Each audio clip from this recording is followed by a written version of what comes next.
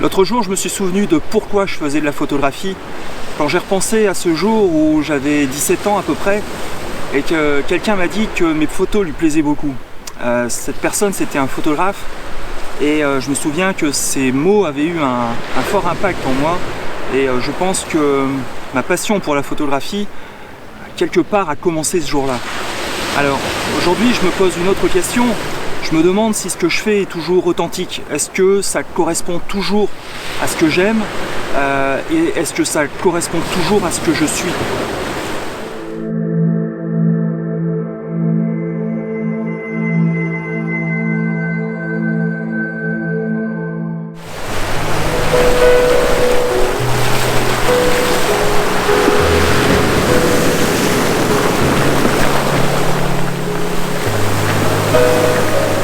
Je pense que pour savoir si ce que l'on fait est authentique, il faut d'abord savoir qui l'on est.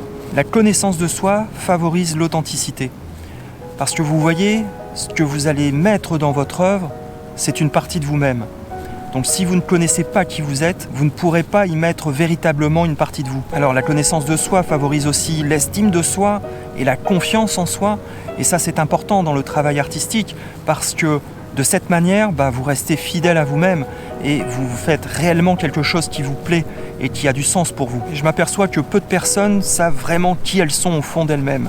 Peu de personnes ont pris le temps et fait les efforts de s'interroger sur elles-mêmes, sur ce qu'elles éprouvaient et sur quel sens elles voulaient donner à leur vie, par exemple. Parce que vous voyez, tout cela, c'est tout ce qui va se matérialiser sous vos doigts, sous votre œil et qui va donner vie à une œuvre. Alors comme je vous l'ai expliqué au début de cette vidéo, ce qui m'a marqué au cours de mon parcours photographique, c'est cette remarque, c'est ce conseil que j'ai reçu à l'âge de 17 ans de la part de quelqu'un qui s'y connaissait, d'un spécialiste, et qui m'a conseillé de continuer dans la photographie, parce qu'il avait détecté à l'époque que j'avais peut-être un regard un peu plus affûté que les autres, et je pense que c'est ça qui a nourri ma passion jusqu'à aujourd'hui. Et je pense qu'on a besoin d'avoir un retour par rapport à notre œuvre. Alors ce n'est pas tant pour rechercher le consentement, ou c'est plus pour savoir si ce que l'on fait correspond à ce qui nous sommes en fait. Et parfois je fais des choses qui ne me correspondent pas tout à fait. Et automatiquement, quand je le montre à ma femme, à mes amis, à mes proches, à ma famille, ils me disent « mais ça ne te ressemble pas, c'est pas toi ça ». Tout de suite, on sent quand notre créativité dérive et se laisse peut-être influencer par d'autres personnes à qui on voudrait ressembler mais qui ne sont pas nous en fait. Alors ça fait toujours très plaisir de recevoir des commentaires sympathiques sur ce que l'on fait et bien évidemment quand on me dit que mes photos sont belles, eh bien ça me fait très plaisir. Mais au-delà de ça, je sais que ce qui me fait encore le plus plaisir, c'est que cette personne va vibrer aux mêmes choses que moi et ça veut dire que mon œuvre lui parle, elle comprend le langage avec lequel je me suis exprimé. Et ça, c'est le reflet d'une œuvre réussie pour moi. Et je suis certain que chaque personne a un avis différent. Et tant mieux d'ailleurs, parce que la pire des choses, ça serait de vouloir plaire à tout le monde.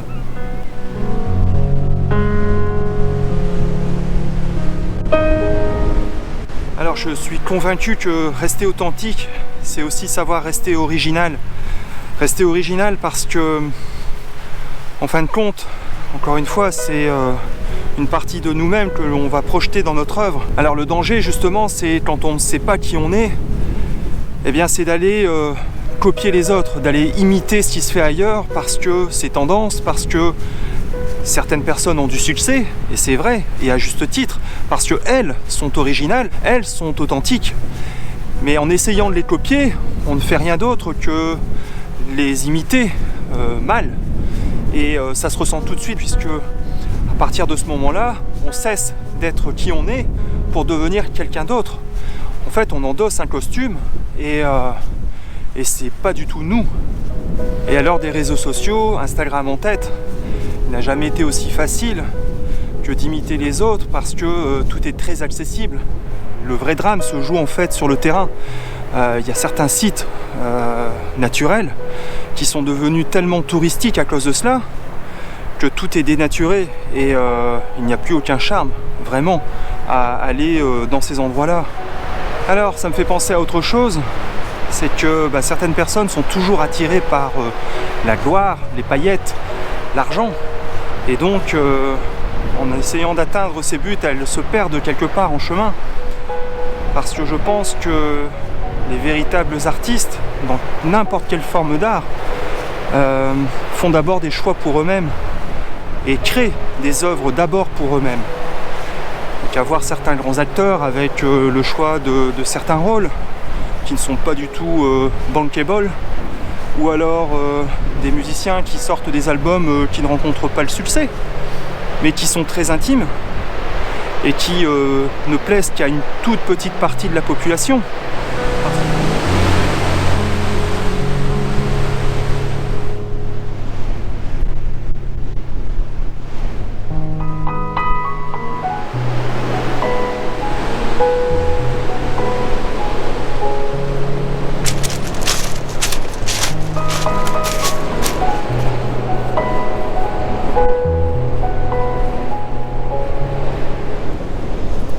Enfin, rester authentique, c'est rester fidèle à soi-même.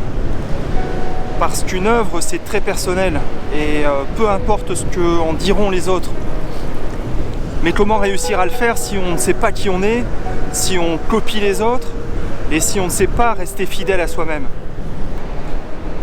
Alors je pense que, comme pas mal de personnes, je remets en question mon travail, et je me pose des questions peut-être un petit peu trop souvent. Mais je peux pas l'empêcher, ça fait partie de moi et j'ai besoin de savoir si ce que je fais tient toujours la route, si ce que je fais est toujours fidèle à moi-même, si ce que je fais est toujours un prolongement de moi-même. Et puis en fin de compte, cette recherche d'authenticité, elle est fondamentale pour une autre quête qui est très importante, selon moi, c'est la recherche du style. Alors j'avais déjà écrit un article à ce sujet sur le blog et je pense que c'est l'un des piliers du style, l'authenticité. Et donc avant de vous demander comment trouver votre style, commencez déjà par vous poser cette question: qui êtes-vous? Qu'est-ce que vous voulez faire?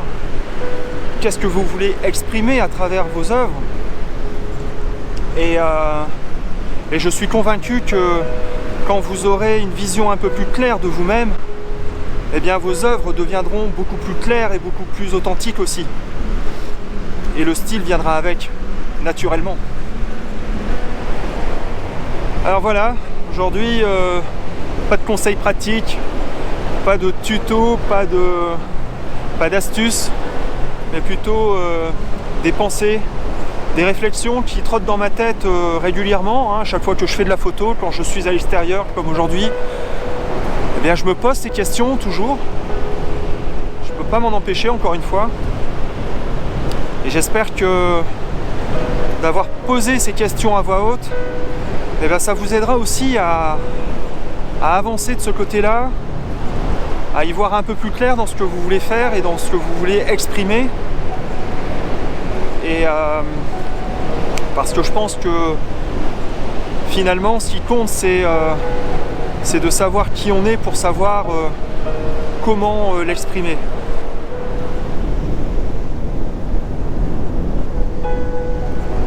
Voilà, merci d'avoir regardé et je vous dis à bientôt pour un nouvel article, nouvelle photo, nouvelle vidéo. Salut, ciao!